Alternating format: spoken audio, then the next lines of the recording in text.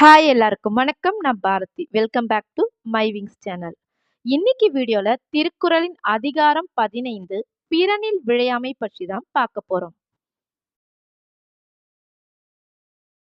திருக்குறள் அதிகாரம் 15 பிறனில் விழையாமை. குறள் 141. பிறன் பொருளால் பெற்றொழுகும் பேதமை ஞாலத்து அறம்பொருள் கண்டார்கண் இல். இந்த குறளுக்கான விளக்கம்: அறத்தையும் பொருளையும் கற்றவர்கள் பிறர் மனைவியை விரும்பும் அறியாமை இருக்காது. குறள் 142. அரண்கடை நின்றாருள் எல்லாம் பிறன்கடை நின்றாரின் பேதையார் இல். இந்த குறளுக்கான விளக்கம்: பிறருடைய மனைவியை அடைவதற்கு துணிந்தவர்கள் தீய வழியில் செல்லும் கடைநிலை மனிதர்களை விட மிகவும் கீழானவர்கள். குறள் 143. விழிந்தாரின் வேறல்லர் மன்ற தெளிந்தாரில் தீமை புரிந்தொழுகுவார். இந்த குறளுக்கான விளக்கம்: தன்னை நம்பியவருடைய மனைவியை விரும்புபவர்கள் பிணத்திற்கு சமமாவார்கள். குறள் 144. எனைத்துணையர் ஆயினும் என்னாம் தினைத்துணையும் தேரான் பிறனில் புகழ். இந்த குறளுக்கான விளக்கம்: தினையளவும் ஆராய்ந்து பார்க்காமல் பிறருடைய மனைவியிடம் செல்பவர் எவ்வளவு சிறப்புடையவராக இருந்தாலும் அவருடைய மதிப்பை இழக்க செய்துவிடும்.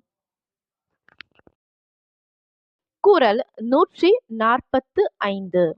எளிதென இல்லிரப்பான் எய்தும் எஞ்ஞான்றும் விளியாது நிற்கும் பழி.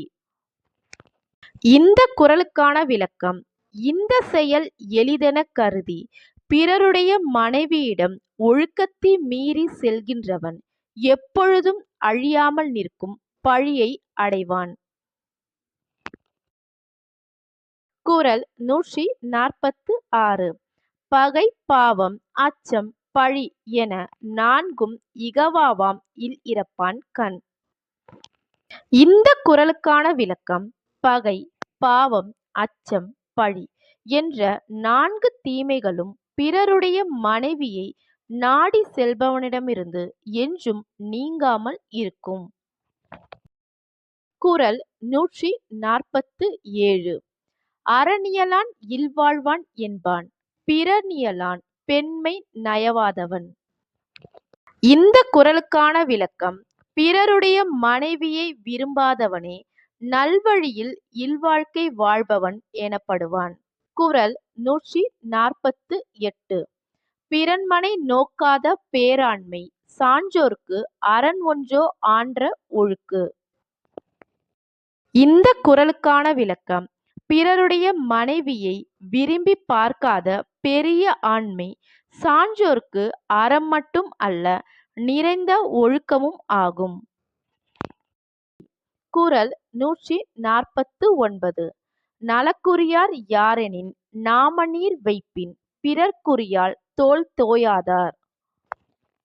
இந்த குறளுக்கான விளக்கம்: கடல் சூழ்ந்த இந்த உலகத்தில் நன்மைக்கு உரியவர் யார் என்றால் பிறருடைய மனைவியின் தோளை தழுவாதவரே ஆவர். குறள் 150. அரண்வரையான் அல்ல செயினும் பிறன்வரையால் பெண்மை நயவாமை நன்று. இந்த குறளுக்கான விளக்கம்: பிறருடைய மனைவியை விரும்புபவன் தீய வழியில் செல்பவனை விட மிகவும் மோசமானவன் ஆவான். இத்துடன் இந்த அதிகாரம் முடிவடைகிறது. மீண்டும் அடுத்த அதிகாரத்தில் சந்திப்போம். நன்றி, வணக்கம்.